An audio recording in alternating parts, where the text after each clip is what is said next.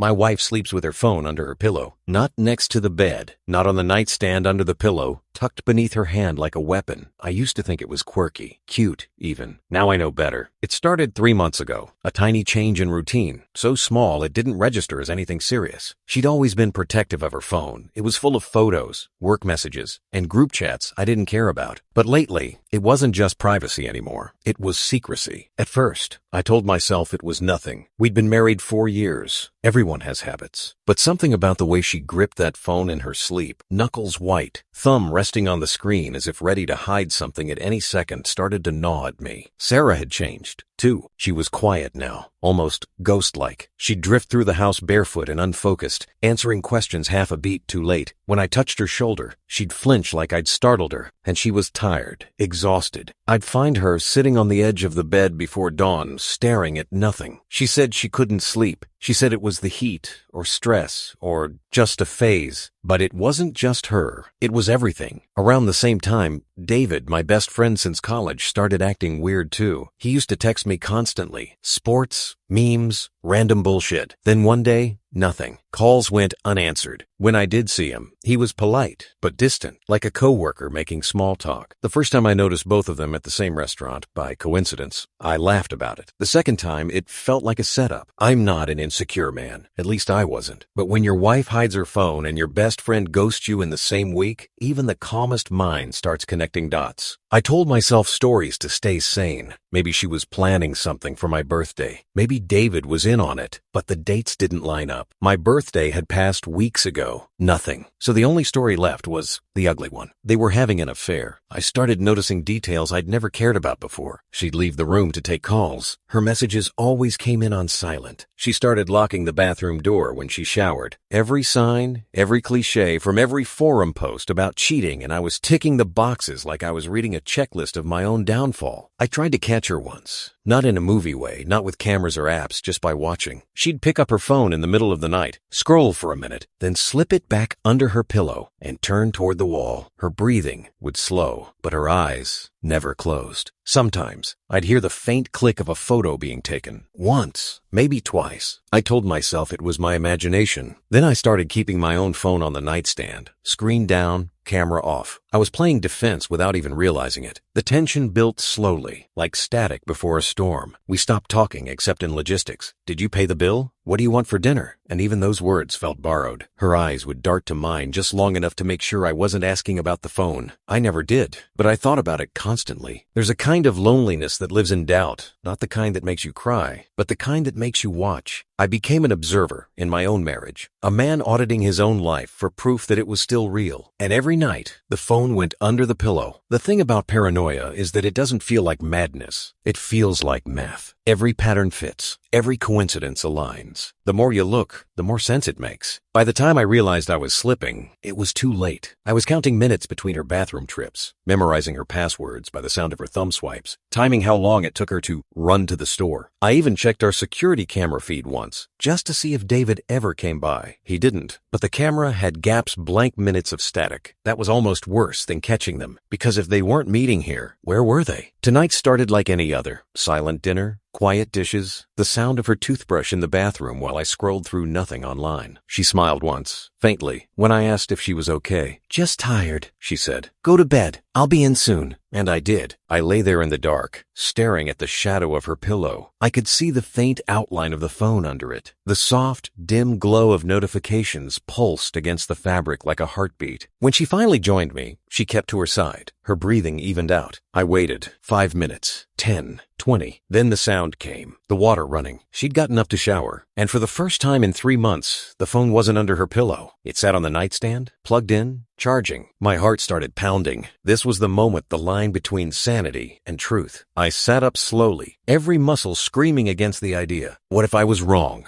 What if this was just a stupid, paranoid fantasy, and I ruined everything for nothing? But what if I was right? My hand hovered over the screen. It was a cheap Android, not the iPhone she used every day. The case was different, too. Plain, scratched, no stickers. My stomach dropped. This wasn't her phone. This was something else. I pressed the power button. The screen lit up. No lock screen, no wallpaper, just a basic home screen with 3 icons. Contacts, Messages. Gallery. That's it. No apps. No browser. No music. Email. Social media. Nothing human about it. The battery was at 47%. My hands were shaking so badly I had to steady the phone against my leg to scroll. First, I opened contacts. Just one name. David. My best friend. The kind of sick, sinking cold that hits you when you realize you've been made a fool washed over me. So I was right. She was talking to him. She'd bought a burner phone for it. They'd been sneaking around, hiding everything. I almost put it down right there. Almost. But curiosity is stronger than heartbreak. I opened messages. The conversation was long, months long. I scrolled, and what I saw didn't make sense. There were no I love yous, no jokes, no arguments, no human conversation at all. It was structured, mechanical. S. He's on a work call. Seems agitated. D. Noted. Keep your door locked. S. He's making coffee. He looks tired. D. Did he take the pills? S. I watched him take them. I don't think they're working anymore. I frowned. What pills? S. He hasn't been sleeping. Keeps walking the halls. D. Try to get footage tonight. Timestamp everything. S. Okay. He just sat down. I'll update you in an hour. My pulse was hammering now. They weren't having an affair. They were watching me. I scrolled up further. More messages. D. Has he had another episode? S. Not yet, but he's starting to ask questions. D. Stay calm. Keep recording. He needs data for the trial. S. I'm scared. D. You're safe as long as he's medicated. The room started to spin. I didn't know what I was reading anymore. Trial? Medicated? What the hell were they talking about? Then I opened a gallery. It was full. Hundreds of images. Every single one of me. Me on the couch. Me at my desk. Me eating breakfast. Me sleeping. Dozens and dozens of photos. All time-stamped between 2 and 4 a.m. My throat went dry. Each one showed my face. Eyes closed. Mouth slack. The blue light of the TV reflecting on my skin. I didn't remember any of them being taken. Some even showed me standing in the hallway, eyes open, unfocused. One showed me at the foot of our bed, just staring down at her while she slept. My chest tightened. What the hell was happening? I scrolled back to the message thread, my mind unraveling. The last text was from 10 minutes ago, right before she'd gone to shower. S. He's asleep now. Are you coming over? But I wasn't asleep.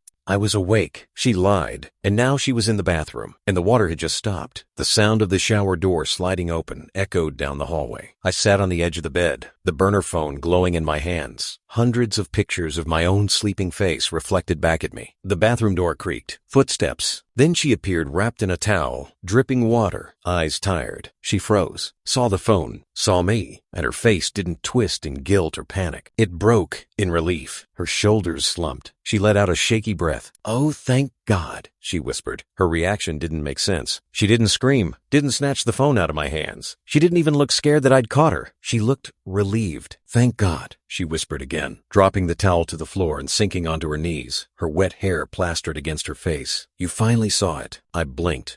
What the hell are you talking about? Her chest was rising and falling like she'd just escaped something. I was running out of time, she said. I didn't know if you'd ever wake up this version of you before the other one did. What version? I snapped. Sarah? What the hell is this? Why do you have a secret phone with my best friend in it? Why are there hundreds of pictures of me sleeping? She looked up, eyes wide and red. Mark, listen, just try to stay calm. Stay calm? My voice cracked. You've been documenting me. You and David are texting about my pills like I'm some kind of lab rat. What the hell are you two doing to me? Her face changed. It wasn't guilt I saw. It was fear. Real, physical fear. Mark, she said quietly, what do you remember about last night? I blinked. What? I came home from work. We watched a movie. I went to bed. What does that have to do with anything? Her lips trembled. You don't remember locking me in the bathroom? I laughed. The kind of laugh you give when something makes no sense. What? No, I didn't lock you anywhere. You don't remember yelling that you weren't going to let me escape again? That you hit the door until the hinges bent? I shook my head. Stop.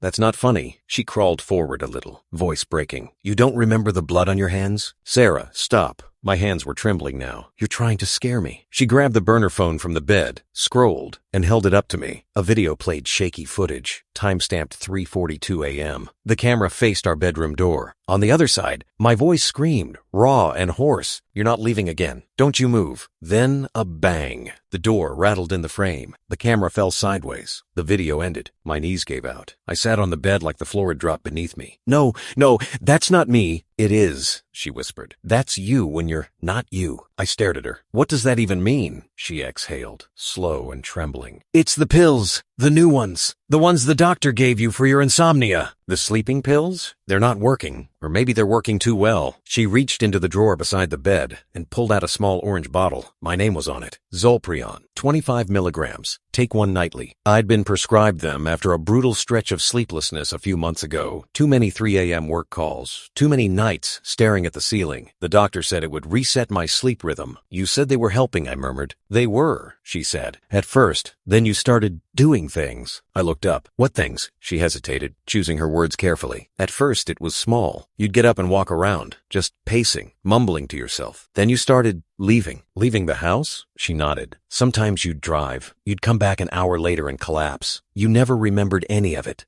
The doctor called it a fugue state, basically. Your brain's asleep, but your body isn't. That's not possible. It's more common than you think, she said quietly. You're sleepwalking through your own life, Mark. I tried to laugh, but it came out hollow. So all this? I pointed to the burner phone. You and David have been, studying me? Her voice cracked. Protecting you. I didn't respond. I just stared at her, waiting for the punchline, the thing that would make this all make sense. She wiped at her face and continued. I told David because I didn't know what else to do. He's known you forever. He's seen your episodes before. What episodes? She hesitated. You had something like this in college. Before we met. Remember sophomore year? The gap semester you said you took for family reasons? I frowned. Yeah, my dad was sick. She shook her head slowly. That's what they told you. What are you talking about? Your parents checked you into a sleep clinic for 3 months. You had a breakdown, Mark. You stopped sleeping completely. You were diagnosed with something called chronic parasomnia dissociation. I felt my stomach twist. That's not true. She reached for the burner phone again, swiped through the messages, and handed it to me. A photo, a scanned medical report, my name, my birth date, diagnosis, parasomnia dissociative state, treatment plan, observation, controlled sleep induction, behavioral restraint. My vision tunneled. You kept this from me. We thought it was gone, she said, tears streaming now. You were fine for years. But when the insomnia came back and you got those new pills, David knew? I whispered. She nodded. He's the one who got you the specialist. He's been helping me manage it. He's the one who calms you down when what? When you wake up wrong. I flinched. Wrong? Her voice broke. When it's not really you. I dropped my face into my hands. The air felt thick, heavy, hard to breathe. She moved closer. Mark, the pictures those were for the doctor. Proof. You stopped being you between 2 and 4 a.m. You don't sleep. You just move. You talk to people who aren't there. You sometimes go outside. And you just watch? I tried to stop you, she said softly. But you're stronger than me when it happens. You once shoved me so hard, I hit the wall. You cried for hours after when you woke up. I don't remember any of this. I know. I stood up, pacing. Every part of my brain was screaming at me to run from her, from the nightmare version of myself she was describing. Why didn't you tell me? I demanded. Why let me live like this? Why make me think you were cheating? Because you didn't believe me last time, she whispered. When I tried to show you before, you said I was gaslighting you. You smashed your own phone. The doctor said confronting you while you were in the other state could make it worse. You'd lose the line between them. Them? I repeated. The other you, she said. He's protective of me, but he doesn't trust anyone else, especially David. Then why text him? She swallowed. Because David's the only one who can reach you when you change. He was with us the first time it happened. He knows what to say to bring you down. I sat back on the bed, the room spinning, the phone screen dimmed, the glow fading to black. The air conditioner hummed softly, oblivious to the fracture in our reality. So, I said slowly, you're telling me that every night I turn into some other version of myself? She nodded, wiping her face. Not evil, just disconnected. Like your mind is asleep, but your body's still running. It thinks it's awake, but it's dreaming. You talk to people who aren't there. Sometimes you write things. Write things? She stood, walked to the desk, and opened the bottom drawer. Inside were pages, dozens of them, filled with my handwriting, strange lines, half sentences, loops, and numbers. I picked one up. It read, 3:14 a.m. Don't let her open the door this time. I dropped it like it was burning. She came closer, crouched beside me. We've been trying to get you help. David's been coordinating with a neurologist. That's why we needed the data. That's what the photos are for. The timestamps help them track when the switch happens. The switch, I repeated, like I'm some kind of machine. She gave a small, broken laugh. Sometimes it feels that way. I stared at the wall, at nothing. And the text tonight? He's asleep now. Are you coming over? She closed her eyes. You'd started pacing again, talking to someone. I told David to come just in case. I said you were asleep because I didn't want to trigger you if you read it. That word calm calms you down usually. So that text wasn't, "No," she said firmly. "He's not my lover, Mark. He's your safety net." We sat in silence for a long time. The only sound was the dripping of the shower, still echoing faintly from the bathroom. Finally, I said quietly, "I don't believe you." She nodded, tears slipping down her face. "I know. That's part of it." "Part of what?" "The cycle.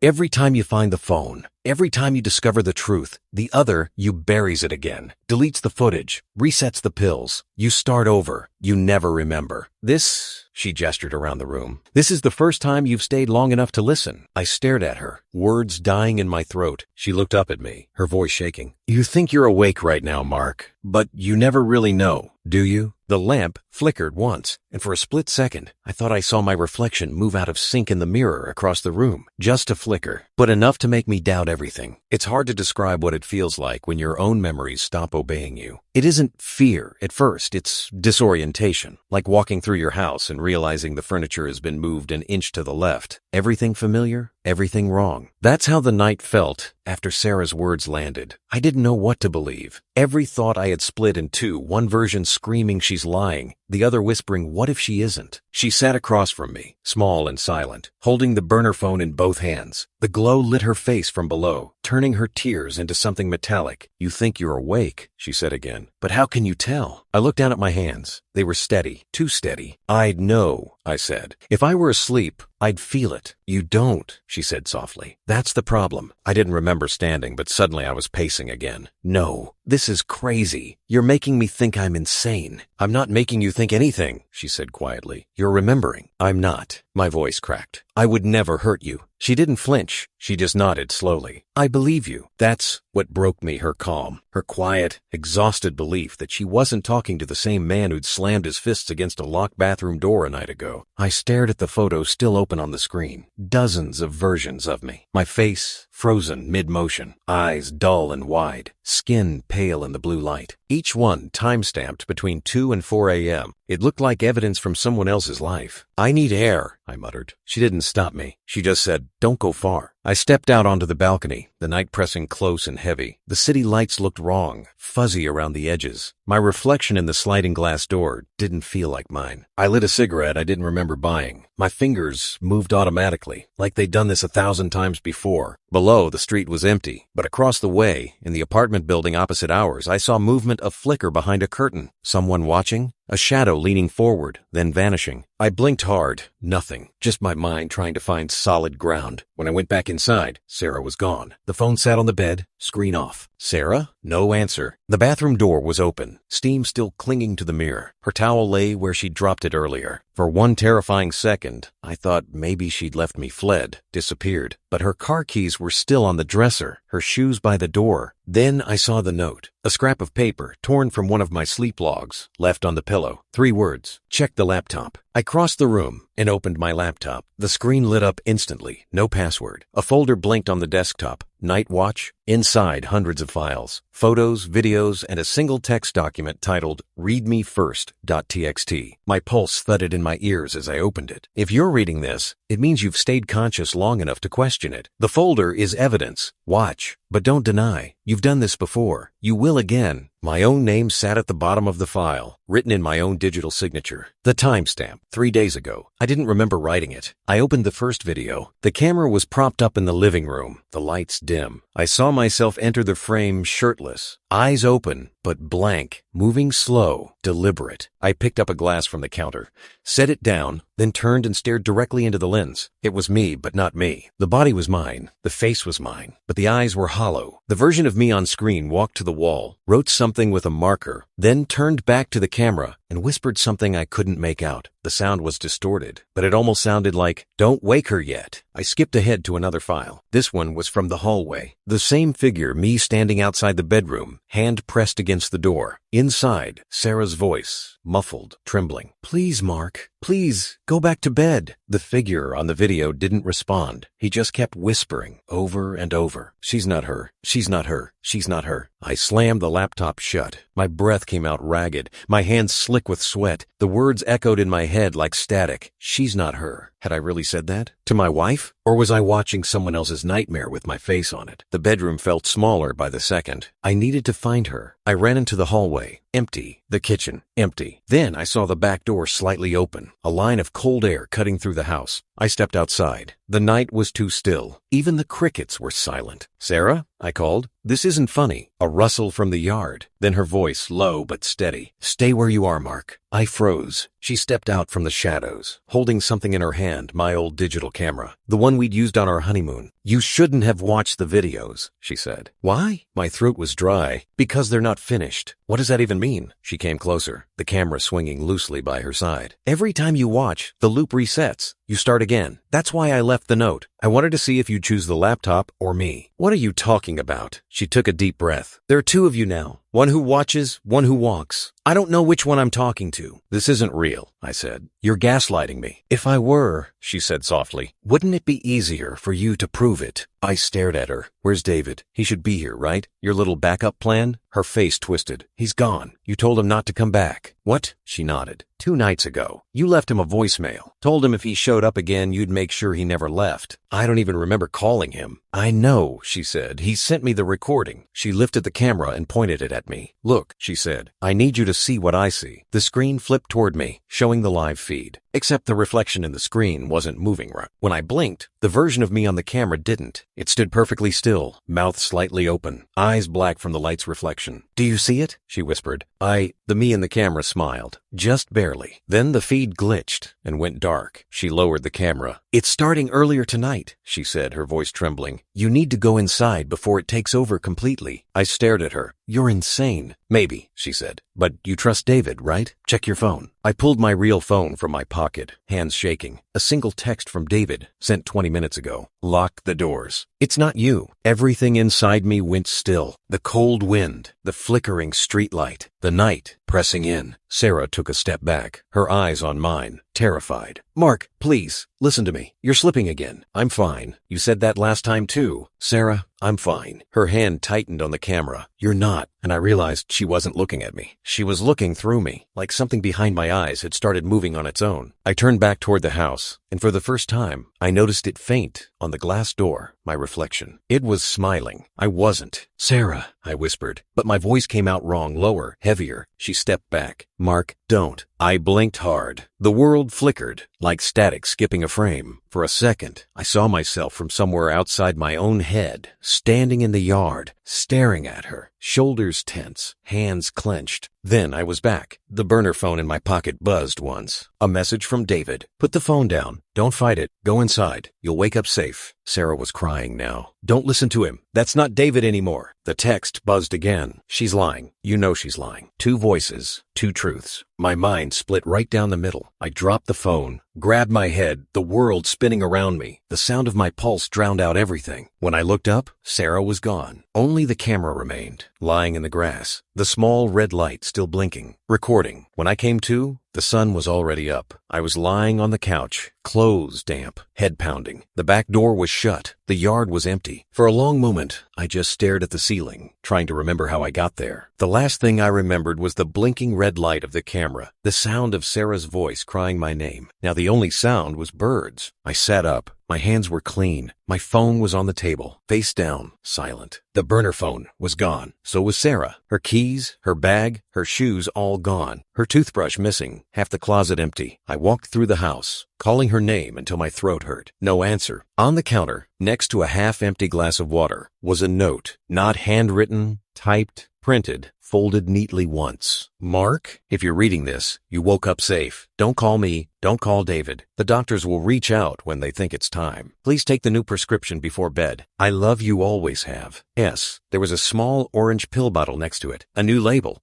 Zolprion XR controlled release. Take one nightly. I laughed. A thin, broken sound. Then I threw the bottle across the room. Days passed. Then a week. No Sarah. No David. No calls. Work stopped emailing me after I ignored them long enough. I tried to convince myself she'd left because she couldn't handle it anymore. That's what anyone would do, right? Leave the husband who screams in his sleep and takes pills to stay human. But the thing that haunted me wasn't her absence. It was the memory gaps. Every night around 2 a.m., there was a hole, an empty stretch of time I couldn't fill. Sometimes I'd wake up in a chair instead of bed. Sometimes I'd find water running in the kitchen sink. Once, the laptop was open on the counter, a single sentence typed into a blank document. Don't let her leave again. I didn't remember writing it, but I recognized the handwriting. It was 2 weeks later when I saw her again. I was walking home from the pharmacy, a small paper bag of my new pills in hand. The night air was cold, the street quiet. I saw her reflection first in the glass of a parked car. Sarah, standing across the street, watching. I turned slowly. She didn't run. She didn't even look guilty. She just said, "You shouldn't be out alone this late." I stepped closer. "You left." "I had to," she said. "You told me to."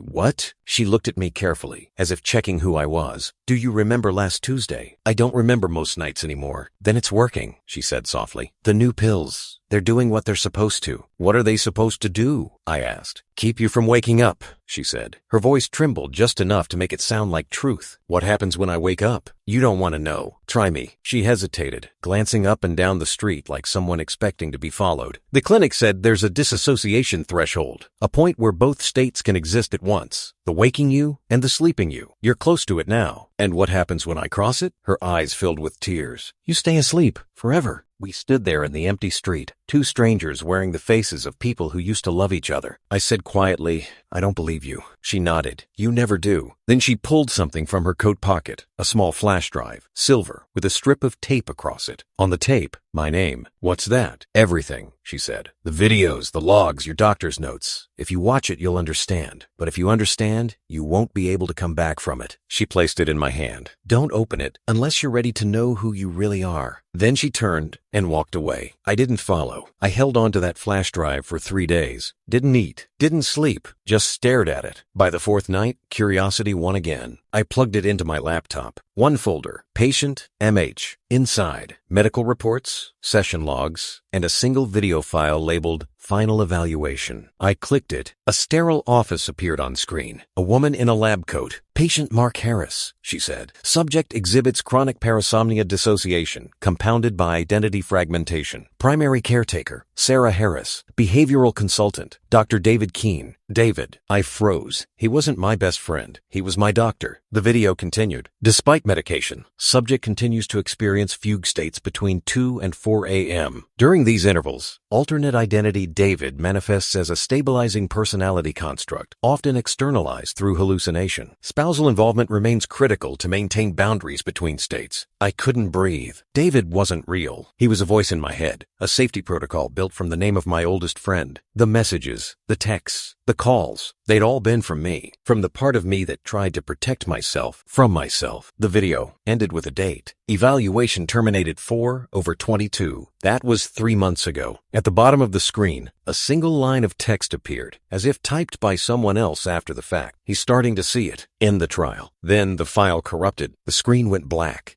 I sat there for a long time, the glow of the monitor reflecting in my eyes, until I realized I was crying. The next morning, there was a knock on the door. I opened it to find a man in a gray suit, middle-aged, calm. "Mr. Harris?" "Yes," he smiled faintly. "I'm with the clinic. Sarah asked me to check in on you." "I'm done with the clinic." "Of course," he said smoothly. "May I come in?" Every instinct screamed no, but I stepped aside anyway. He glanced around the living room like someone inspecting a rental. "How are the new pills working?" "They make me forget." He nodded approvingly. "That's their job." I crossed my arms. "What happens if I stop taking them?" He looked at me like a parent indulging a child.